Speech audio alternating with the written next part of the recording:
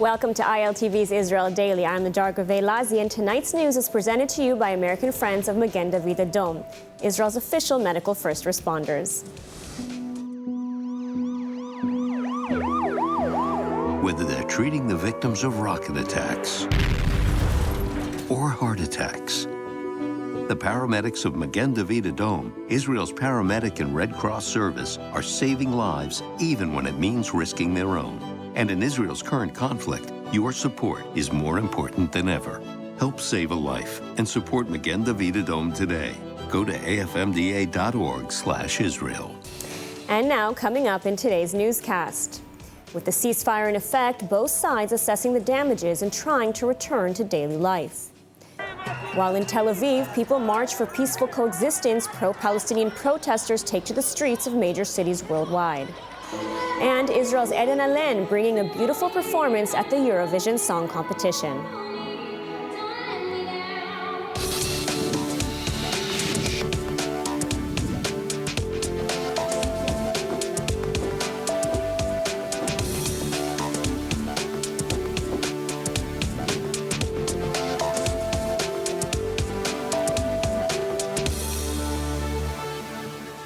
The ceasefire between Israel and Hamas, now entering its third day, is holding, with both sides assessing the damages and adjusting in the aftermath of the 11 days of intense fighting, which saw rocket barrages on Israeli civilians around the clock and retaliatory strikes on the Gaza Strip.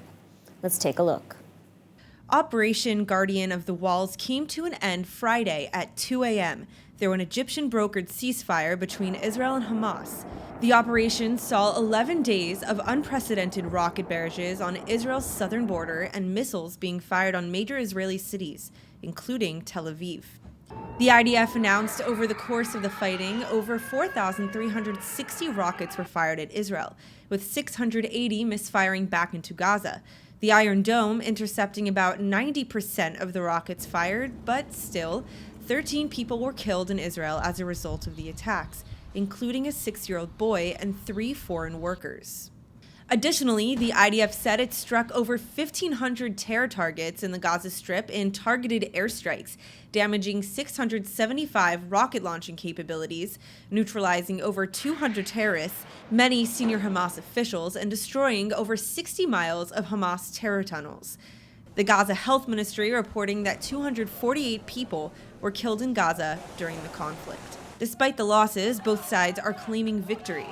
Hamas head Ismail Haniyeh made statements on Al-Aqsa TV, claiming victory shortly after the ceasefire came into effect. أن هذا النصر هو أيضا نصر استراتيجي.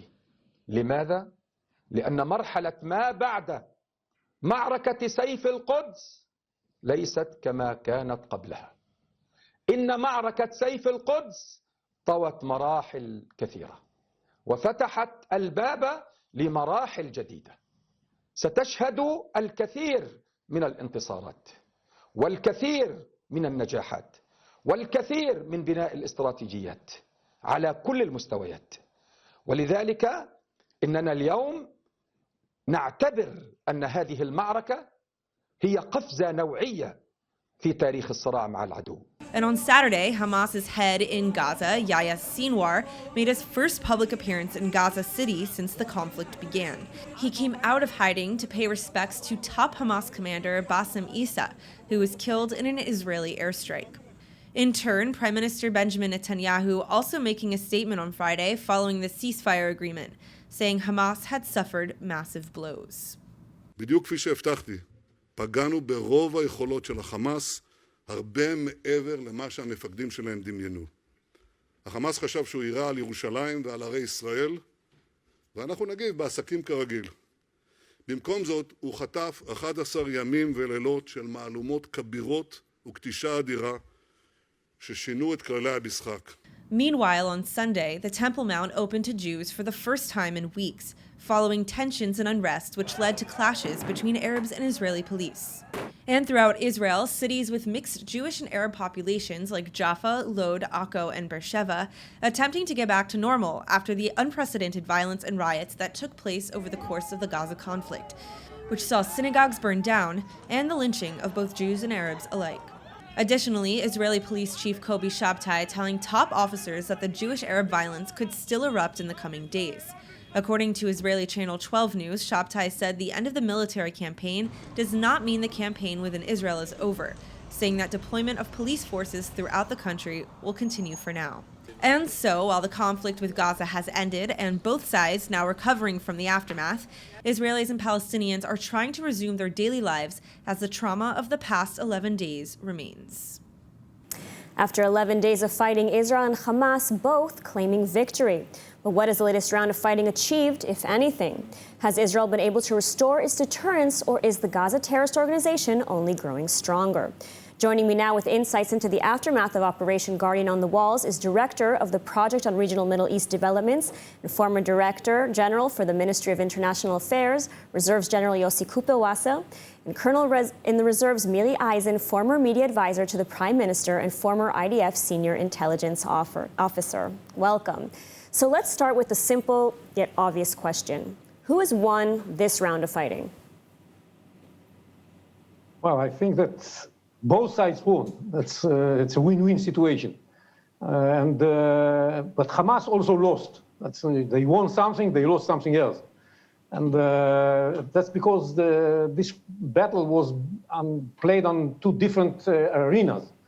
Israel fought against the terrorism of Hamas launching rockets towards Israeli civilians all over Israel, and decided to take action in order to deter Hamas in the future by inflicting heavy damage on its infrastructure and making it clear to the Hamas that daring to do that again will cost even more. And that was done in a very impressive way. But on the other hand, Hamas was not looking for defeating Israel. What they were looking for was improving their position inside the Palestinian political arena on the expense of Abu Mazen, and they did that quite successfully because they managed to present themselves as the defenders of Jerusalem and those who are ready to take the price of fighting against Israel. And they managed to instigate some unrest inside Israel through some of the Israeli Arabs. And these are all achievements that Hamas can look at, while knowing that it paid a very heavy price by the damage done to its infrastructure in Gaza. The point is that they knew that they are not going to lose the most important thing they have, which is the control of Gaza, because Israel decided right from the beginning not to force the end of the rule of Gaza by the Hamas. And that is some sort of insurance policy that Hamas has, that Israel will not take this away from it. All right, that's why we ended up with this situation. So now let's take a look at this clip of Prime Minister Netanyahu just after the ceasefire. אם החמאס חושב שנסבול טפטוף של רקטות, הוא טועה. אנחנו נגיב בעוצמה אחרת על כל גילוי של תוקפנות נגד יישובי העוטף או כל מקום אחר במדינת ישראל. מה שהיה הוא לא מה שיהיה. So, Miri, do you agree that both sides have won? And has Israel really managed to return its deterrence, as the Prime Minister just said? It's interesting, even in the question itself of asking who won, who lost. Can I put it out there, what most Israelis won't say? The Palestinian people, 2 million people of the Gaza Strip, they lost. They lost because Hamas rules over them. I feel sad that they lost because they both support Hamas for a variety of reasons. They lost because we are way stronger. The Prime Minister, in that sense, is making statements that I understand where they're coming from. As Yossi said so eloquently before, Hamas was degraded, absolutely hit hard, slowly starting to show what we actually did. But that doesn't necessarily mean that we won. When we think of winning, I don't think we think of the views that you're putting right now, that we don't think of the harsh rhetoric, the public diplomacy, the public arena that has been around the world over the last 11 days against Israel, with Israelis sitting and going, hey, we're not the bad guys, and yet we've been presented as such. So when you ask about winning or losing, I think the Prime Minister will definitely stand up and say he won. I do think we have to put in the context that today, because we're already a few days after, we're back on the campaign in an arena where we're supposed to be putting together a government. So some of those statements the aftermath statements, not the actions, can be attributed also to the political situation in Israel. Now, many in the IDF are calling for a new, maybe more hardline approach to Hamas in the future. Is this the right move? Will Israel even be able to implement it? What are your thoughts? The rules have changed, but the question that you also asked before is, are those voices now saying that we need to be harsher against Hamas? And the implications of being harsher against Hamas mean hitting them in the spots that Israel did not hit right now, because at the end we are trying as much as possible to avoid, I'm not going to call them innocent bystanders, but I am going to say casualties of war that are not necessarily the ones that we want to hit. So I would like to offer our viewers an additional idea. Maybe it isn't just about hitting Hamas harder, because that will mean a lot more casualties on the Gazan side, and that will bring upon us, what can I say, the wrath of the world. Maybe we have to do a clearer separation between the 2 million people who live in the Gaza Strip, who do not have a future, half of them under the age of 25, and they're only growing, and between the Hamas terror army. I know easier said than done, but hearing the voices that say that if they would just let us go, if we could just do more, we would be that much more effective, I disagree. I don't think so. I think that that would bring way more casualties, and that price is one that we, the state of Israel, with our ideology, would not be able to handle. But unfortunately, that's all the time we have. So thank you so much for taking the time to be with us today. Thank you. Thank you. In Tel Aviv on Saturday night, thousands of protesters, both Jewish and Arab, came together to call for peace and peaceful coexistence. Perhaps people around the world should take note, because while the region is quieting down, the war for the hearts and minds of people around the world is still raging on and hitting the streets of major cities worldwide. ILTV's Hannah Rifkin with the report. The ceasefire between Israel and the Hamas terrorist organization went into effect Friday night. But that didn't stop hundreds of thousands of pro-Palestinian and pro-Israel supporters to take to the streets of major cities over the weekend. London, Berlin, Paris, New York, and many more saw thousands of pro-Palestinian supporters in the streets calling for sanctions on Israel. Nous restons optimistes jusqu'à la mort. Même si on est mort, il y a une génération qui arrive. On ne laissera jamais le Quds, on ne laissera jamais la Palestine. C'est le 5e pilier de l'islam. On n'est pas venu en Palestine. Ils sont venus en Palestine. Donc ou ils la quittent, ou ils vivent avec la Palestine. Ils doivent la quitter. Ce n'est pas leur pays. In the U.S., pro-Palestinian and pro-Israel protesters held rallies across many major cities. In New York, protesters clashed in Times Square, pro-Palestinian supporters assaulting a Jewish man, kicking and beating him, and are now being investigated as a hate crime. Incidents of anti-Semitism have skyrocketed since the start of the recent conflict. The ADL, or Anti-Defamation League, saying it has documented anti-Semitism across social media platforms, including Facebook, TikTok, Twitter, and Instagram, finding that in the span of 1 week, more than 17,000 tweets and variations of the phrase "Hitler was right," and the anti-Semitism sweeping from the virtual realm with acts of vandalism and physical assaults on Jewish businesses and people around the world. In the U.S., Jewish groups even calling on U.S. President Joe Biden to take measures to combat anti-Semitism. In fact, even Hamas terror group head Ismail Haniyeh seeing the anti-Semitic events unfolding around the world, calling it a victory for the terror organization. ونحن رأينا أن هناك تغيير كبير جدا يطرأ على المجتمعات الغربية والأوروبية حتى في قلب أمريكا. لقد شاهدنا الملايين في كل العواصم الغربية تخرج لكي تندد بهذا العدوان، ولكي تطالب برفع هذا الاحتلال، ولكي تطالب بمنح الشعب الفلسطيني حقه. نعم، نحن بحاجة في المرحلة القادمة إلى بناء وتعزيز هذه العلاقة مع المجتمع الدولي. Anti-Semitism, often masked as anti-Israel sentiment, is on the rise worldwide. And ILTV has put together a special online panel entitled Combating the Conflict, addressing misinformation and the rise in anti-Semitism, with host Emmanuel Kadosh. Joining her are a panel of social media influencers and pro-Israel activists on the front lines of combating this phenomenon. Chen Mazig, op-ed writer and senior fellow at the Tel Aviv Institute, Rudy Rochman, Jewish Israel rights activist, founder of Jewish Fashion Council, and Me for We Project, Adi Hyman, social media influencer and entrepreneur Moti Ankari, and high-tech partnerships manager and social media influencer Shir Ibgui. Let's take a look. Start things off by talking about how social media has had a direct impact on how people across the world saw this specific escalation between Israel and Gaza unfold, and what do you think about that? Sure. So social media is a tool. It could be used for the good. It could be used for the bad. It's a tool to disseminate information. A lot of Jews, a lot of people that are pro-Israel are very surprised to the fact that there's so much out there against Israel, against the Jewish people. But it's something that a lot of activists that have been doing this for a long time, I've realized that this is what the society is at right now. And social media is just a representation or a mirror into what the society truly looks like.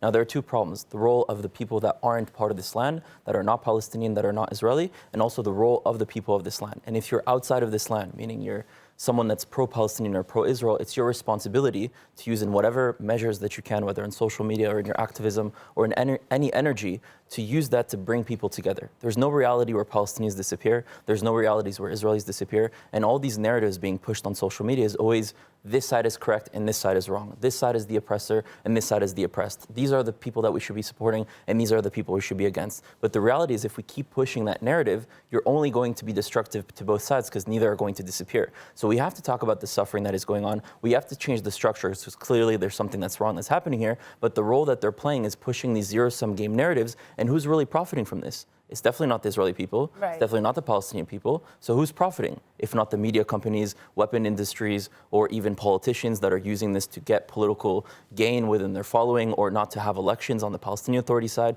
So we have to ask ourselves, who's really profiting and why this is happening? Not just the what, but the why. And that's something that a lot of people miss. Now, in terms of the Jewish community, we have to realize that this has been going on for over 15 years. Right. Movement on campuses, intellectual spaces, trying to get the next generation's political and intellectual class to hate the Jewish people and to see Israel as the representation of everything bad in the world. And you see this from the left to the right. The right usually blames the Jewish people for the source of the problem of a society. So blame coronavirus on the Jews, blame the Black Plague on the Jews, blame the economic situation post-World War I in Germany on the Jews. But the left does something a little bit different. They take what their society is ashamed of, so white supremacy, apartheid, genocide, slavery, colonialism, and they blame those elements that they feel ashamed of their ancestors onto the Jews. And you see those same words being applied to the Jews. And the reality is that, one, we're not foreigners. We come from this land. You dig in the land, you find our history. And yes, there's a conflict where both the Jewish leaders and the Palestinian leaders got it wrong, and they didn't come together, and they fought in the war, and they were manipulated, of course, by other powers. But now we have come to a point where we need to have conversations of moving forward. And the Jewish people need to realize that this problem is only going to get worse if we don't rise up, if we don't start taking our control over our narrative. You wouldn't want to hear about black rights from KKK members. You wouldn't want to hear about women's rights from misogynists. So why are, when you go to college campuses or intellectual spaces, the only people generating the conversation about Israel and the Jewish people are those that are against us? So if you haven't already, check out the panel available to view on all of ILTV's social media sites. Last week, Jews around the world celebrated the holiday of Shavuot. In Israel, Jews had to celebrate a little differently this year, many unable to celebrate as they usually do due to the rocket attacks. But nevertheless, Shavuot is an important Jewish holiday, combining two major religious observances: the grain harvest of early summer and the giving of the Torah on Mount Sinai 7 weeks from the Exodus from Egypt. Many who want to read the Torah, even native Hebrew speakers, can find it difficult because of its biblical language. Oli and Yoav Ganor of Ulpan Or have developed a unique method of understanding biblical Hebrew, and they join us now. Welcome. So why is it difficult for people to understand the Hebrew that's in the Torah, and how is it so different from modern Hebrew? Well, there are a couple of reasons, and Orly will explore on the first reason. Okay, so imagine reading Alice in Wonderland, written by Shakespeare, instead of the original writer. Would you understand it? Would people usually normally understand it? Would children nowadays understand it? Will they think it's English at all? Similar to that is the difference between the biblical Hebrew and the modern Hebrew. Some Israelis even find it challenging to understand the biblical Hebrew. So Orly spoke about the first layer of the Torah. There are 4 layers, actually. In Hebrew, we have an acronym called Pardes, and it means Pshat, Remesh, Drash, Sod. So there's a superficial layer, and there are 3 more intrinsic and sort of mystical layers. So if we can access these layers and convey those to our audiences to understand the deep meaning of the Torah, this is something that we want to do in our books that we created.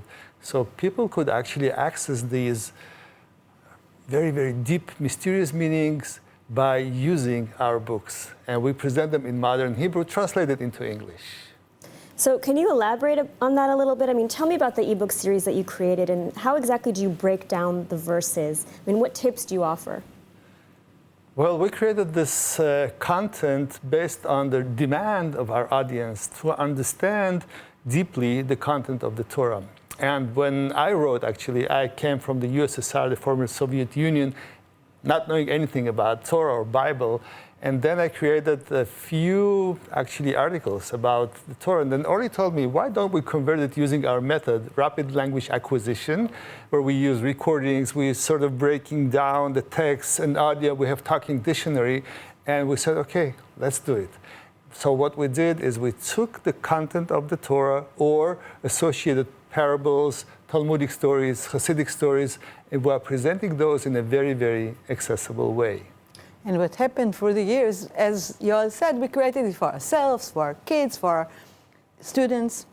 We have about 40,000 students. For the years, we had so many students. So it was for them. And suddenly, for the years when we presented those books, what happened is that rabbis from different streams, Orthodox till Reforms, they all came to us and asked, can we use it in our congregation? We are flattered. So we understood there is a demand for that.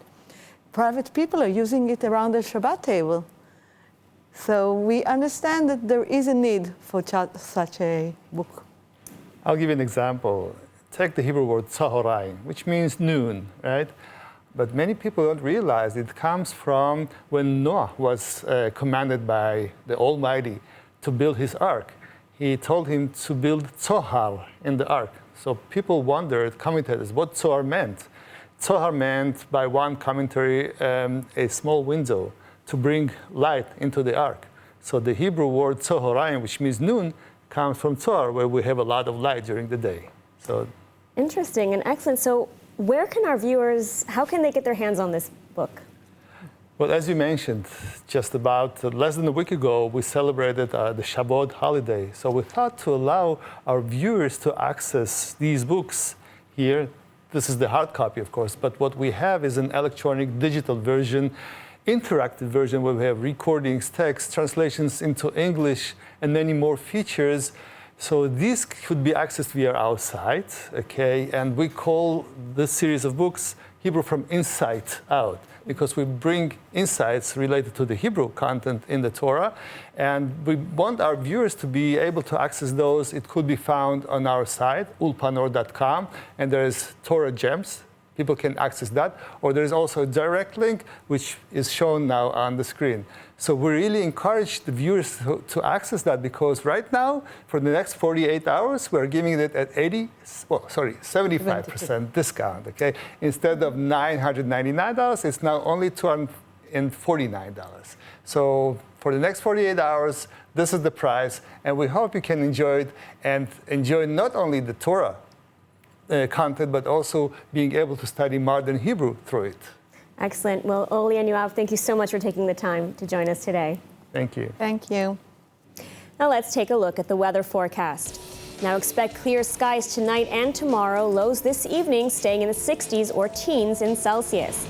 Then tomorrow, temperatures highs expecting to get to the 70s and 80s, or the 20s and 30s in Celsius. And now, before we go, let's take a look at what's going viral in Israel.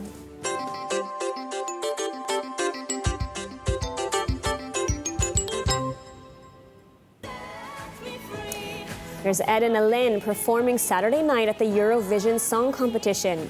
Well, Alen gave an incredible performance with her song Set Me Free, singing in 4 different languages: Hebrew, Arabic, English, and Amharic.